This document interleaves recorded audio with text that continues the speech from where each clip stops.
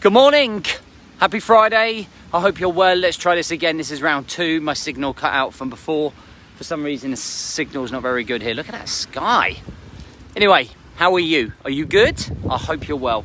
So today I want to talk about how I managed to get off the drink. Okay, I'm very ashamed to say that I was addicted to drink back in the day, and today I want to talk about how I got off it, the mindset, etc. So welcome to the Rise to Thrive show. I am your host, James Borman, and if you are coming through, please do let me know in the comments down below. What I would massively appreciate is if you would just take 2 seconds to share this as well. I really feel like it's an important message. I feel like it could definitely help some people as well. So the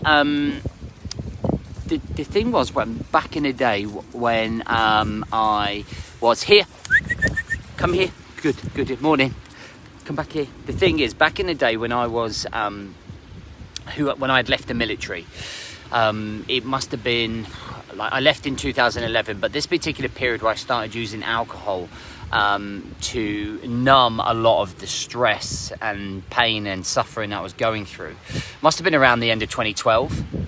And I often imagine it being like putting on my virtual reality headset and going to this completely different world, right? This world where I could create whatever I wanted. When I had a drink, everything that really was stressing me out or making me feel anxious or making me feel low or down, I just suddenly could create this virtual world once I had a drink, once it affected my brain. And that's what I was addicted to. I wasn't necessarily addicted to the drink. I was addicted to the thought process and the thought patterns that I was having that allowed me to forget everything that was going on. It allowed me and escalated my way of thinking and being able to bury my head in the sand. So as soon as I had that drink, boom, I could easily just bury my head in the sand and forget everything that was going on and pretend that everything was good. And obviously, that's a false pretenses, right? That's a false way of living.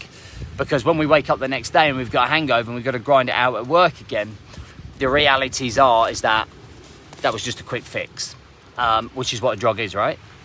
It's that quick fix. So I would continue this process of drinking, and I would get through bottles of spirits and God knows what, and just used to drink every single day, until I kind of turned around and kind of realised that there was an issue, and I didn't go anywhere or do anything. I just realised one day that, in fact, it's quite a sad realisation that it was one Christmas and I was drinking heavily, and my son was begging me to stay awake to watch a film with him, and I was just not in a good place and fell asleep on a sofa, and that really stings even now. That thought, come here, Digby, come here, morning. That still stings now today in terms of that emotional turmoil. Come here. That emotional turmoil that I go through when I think of that situation is it's a really sad one, and that's what that was the point when I realised that I had to get rid of the booze. That was a realisation. It's really sad. So decided that we were going to quit. We being me.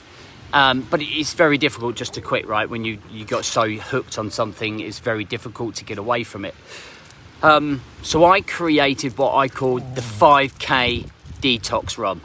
Now, from my house, there was this route, and the first night I didn't do it planned. I just went for a run. So basically, every time I felt like I needed to have a drink, I went for a run instead.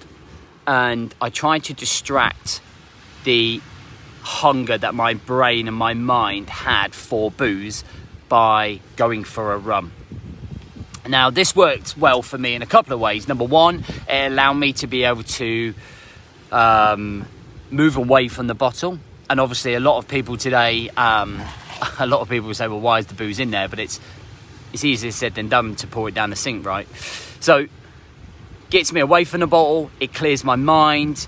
It makes me think clearer with the running. The chemicals in my body make me feel a lot better. I feel healthier when I come back. I'm like, oh, I don't need that drink.